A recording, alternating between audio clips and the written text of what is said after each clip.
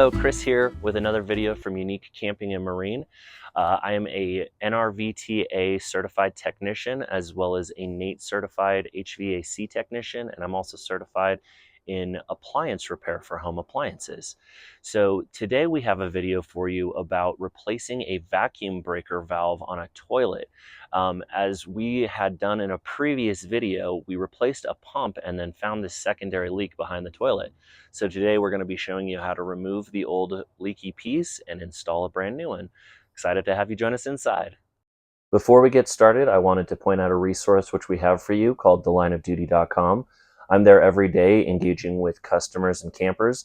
So if you have any questions or would like to speak with me directly, join me at thelineofduty.com. Hey guys, thanks for joining me inside the RV today. We are going to be replacing the threaded area which goes into the vacuum pump breaker on the back of our toilet. So what we did was this last winter, we put insulated side skirting around the RV, and we did not on purpose winterize it so that we could see exactly how well the insulation did and what would break and if we needed to replace it. And sure enough, we had some leaks. We started off by replacing the water pump housing, which you can check out in another video. And now after we did that, the pump worked great with no leaks, and we did find an additional leak coming from this part. Now, fortunately, all you need to do to replace this piece is just going to be a super handy 11-in-1. This has 11 tools built into one, and you can kind of separate them and switch out what you need for the repair. And I'll step you through exactly which portions of this I'm using as I'm replacing it. So it doesn't need a whole lot for this to be replaced. So getting started on here, what I'm going to do is I'm going to put some paper towels down because we're trying to keep as little water at bay as humanly possible. And we're going to start by unthreading the water supply line off the back of the toilet. There's always plenty of pressure behind it. We'll let it bleed out just a little bit here. I'm going to flush the toilet to try to get as much of it out of there as we can.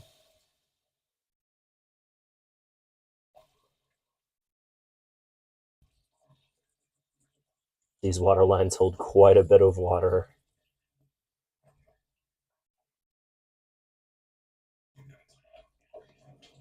So once it's slowing its drip a little bit, we can keep unthreading it.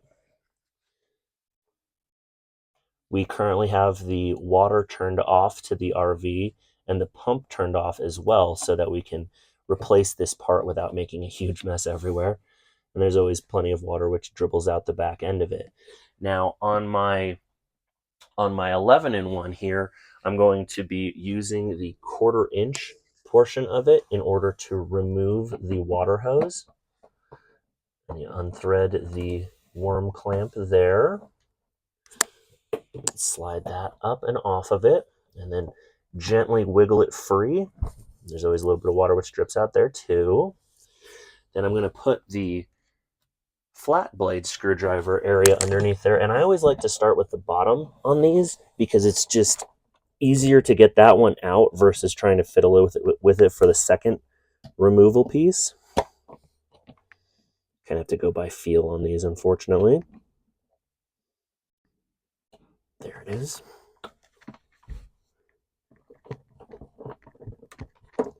And while pressing in, you kind of angle the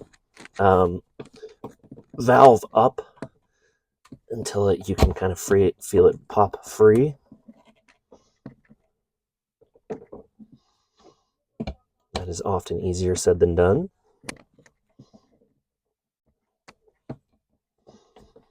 This one's in there quite good, which is a good thing. Oh, there's also a 1/4-inch screw, which I need to remove, and I will start by doing that because that's the important part to do first. Forgot about that.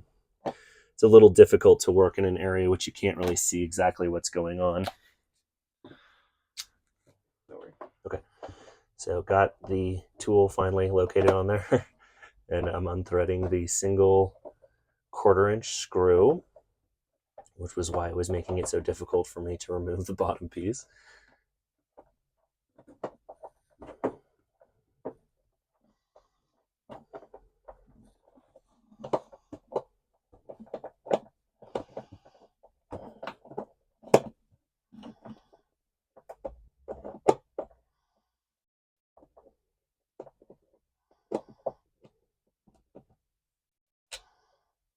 feel around for a second one. And there is, in fact, a second one on there. Sometimes they only have one, sometimes they have two. This one has two, and that's no problem.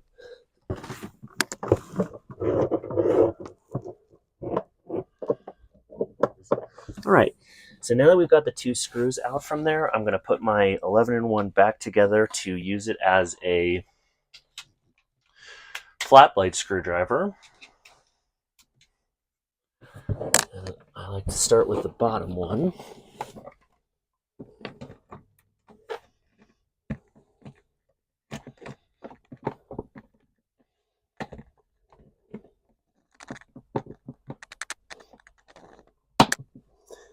There it goes, nice satisfying click. And out she pops. So this is the piece which I was pushing down on the bottom of it. Sorry. This is the piece I was pushing on the bottom of it until it clicks free, and then I angle out the top one because it's much easier to see there. So this is the old one. And here comes in the new one. Make sure we have it oriented correctly.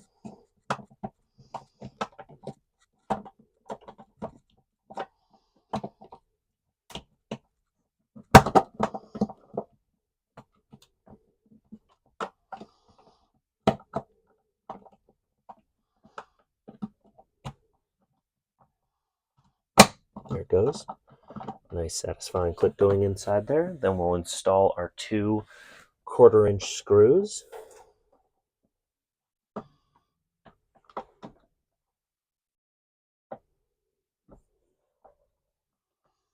Again, this is done mostly by feel.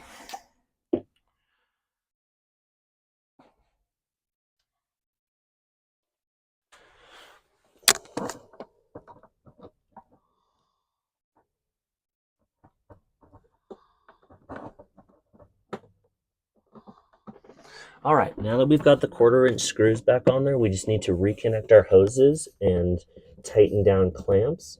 So we'll slide that in over the hose barb, slide our clamp back into place, and then tighten our clamp down.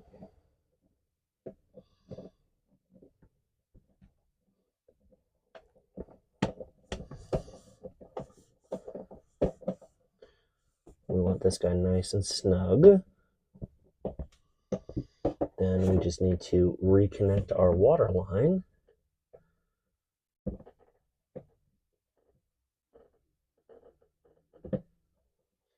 And again, I always like to back thread it first until I hear the click to avoid cross-threading anything. Get it nice and snug, but not using a wrench to over-tighten it. And that's about it. We've replaced the leaky part, and let's give it a shot, see how it worked. All right, so now we have the water turned back on and the pumps turned back on as well. And as you can see, we've got no leaks coming from there. So let's just, as a final precaution, flush the toilet. Make sure that the water's flowing okay. Sure enough, no issues whatsoever. And check back down below again to make sure that we don't have any leaks. And I'm not seeing any, so that's great news. You can hear a pump.